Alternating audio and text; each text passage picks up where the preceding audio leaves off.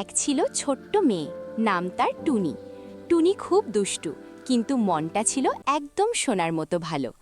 একদিন স্কুল থেকে ফেরার পথে সে মাটির ওপর একটা সোনালি বীজ পেল। বীজটা যেন একটু ছিকমিক করছিল। টুনি ভাবল, এটা যদি আমি লাগাই কি হবে। সে বাড়ির বাগানে ছোট্ট একটা গর্ত করে বীজটা লাগালো। প্রতিদিন সকালে সে পানি দিল আর বলতো, গাছ মামা বড় হও বড় হও। কয়েকদিন পর সেখানে একটা ছোট্ট চারাগাছ বেরোলো। টুনি খুব খুশি, কিন্তু পাশের বাড়ির খরগোশটা এসে গাছটা কামড়াতে চাইল। টুনি রাগ না করে বলল, খরগোশ ভাই, এটা আমার স্বপ্নের গাছ, তুমি অন্য পাতা খাও, আমি তোমার জন্য গাজর দেব। খরগোশ লজ্জা পেল, সে আর গাছটা নষ্ট করল না। দিন যায়, গাছ বড় হয়। একদিন সেই গাছে ফুটলো রঙিন ফুল, আর ফল হলো মিষ্টি আম।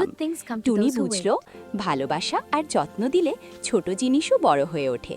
দায়িত্ব এই গল্প থেকে আমরা কি শিখলাম? গাছ লাগাতে হবে, রাগ না করে ভালোভাবে কথা বলতে হবে।